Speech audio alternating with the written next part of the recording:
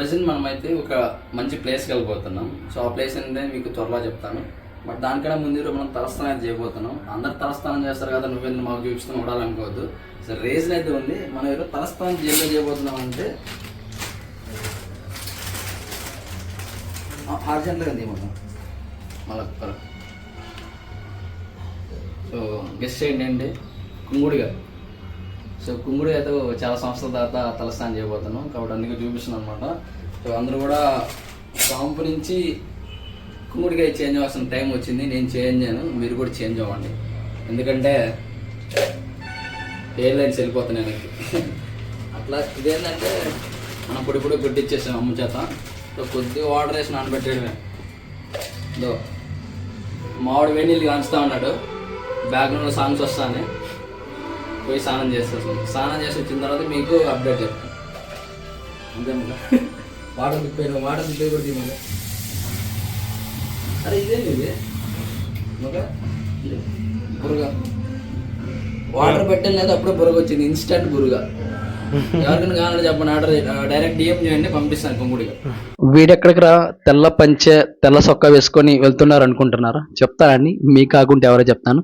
Present మనమైతే సింహాచలంకి అయితే వెళ్తున్నాం, సింహాద్రి అప్పన్న దగ్గరికి అయితే వెళ్తున్నాం.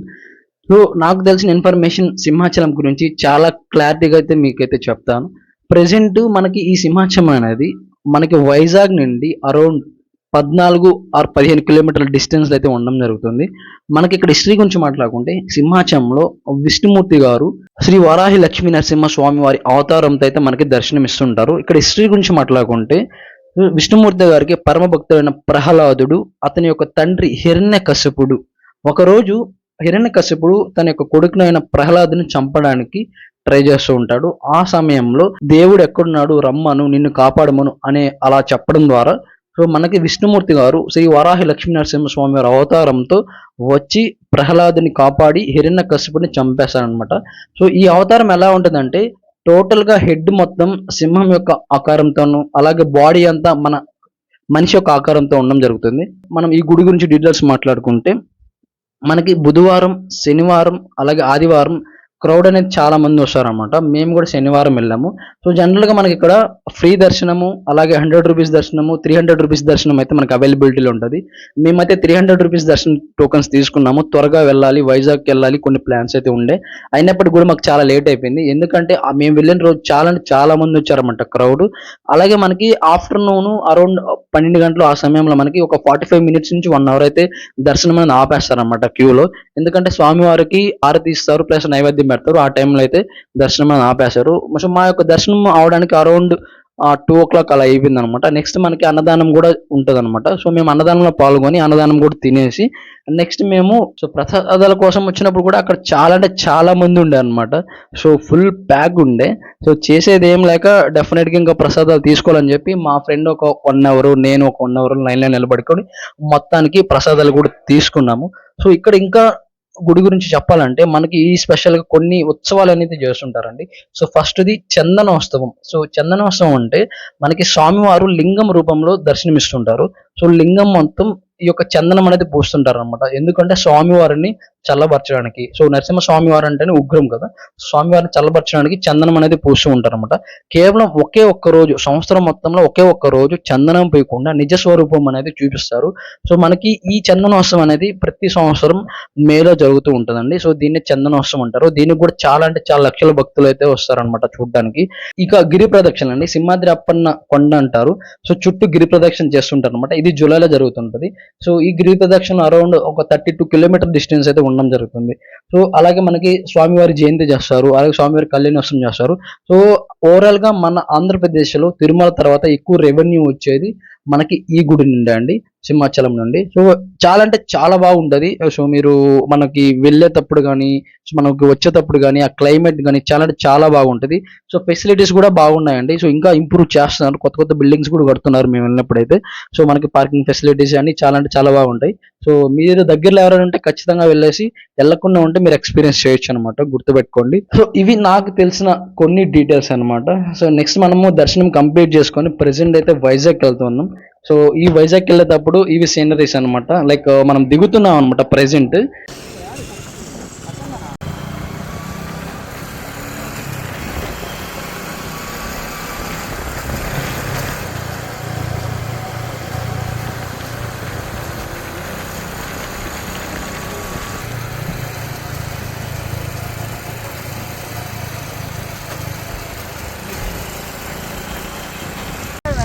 అయిపోయింది కదా పునరుద్ధ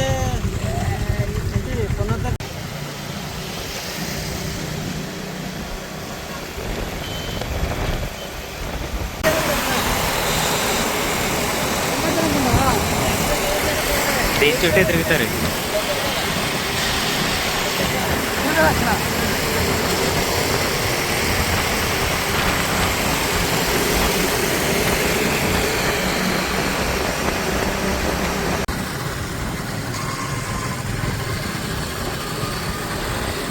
ఇదే ఆంధ్ర యూనివర్సిటీ. ఇదే, ఇది నార్త్ క్యాంపస్ అంటారు. ఇది దాటేస్తే ఇంకో ప్యారలల్ రోడ్ వస్తుంది, ఇక్కడ నీకు సౌత్ క్యాంపస్.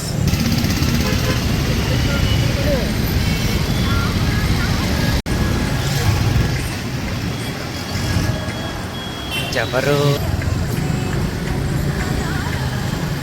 చూడు అమ్మాయిలు గేమ్స్ ఆడుకుంటారు.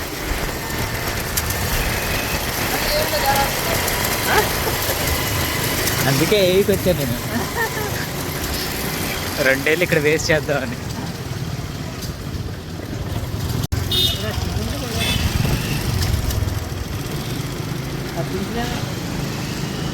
క్లోజా?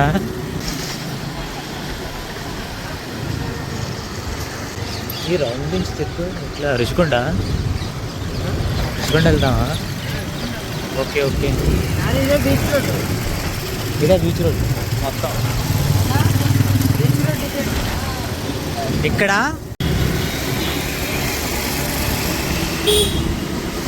పెదరాజు ప్యాలెస్ వద్దా? బాగానే ఉంటుంది.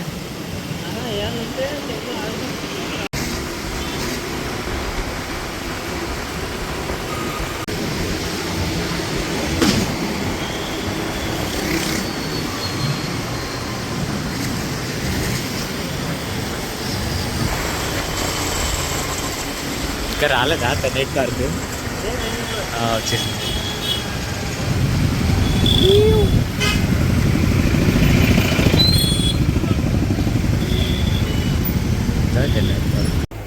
నా సాంగ్ పెట్టినా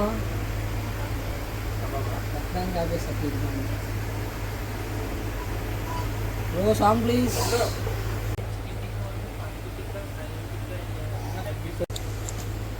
శనివారం సో వెజ్కి వచ్చా షార్ట్ నా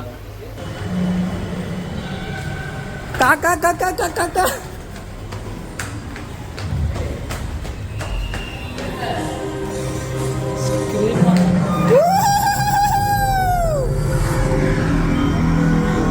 ఎవరు మీరు? చీకటిని. చీకటి మింగేసే చీకటిని. నాకేం గుర్తు రావట్లేదు. రాదు, నీకేమీ గుర్తుకు రాదు.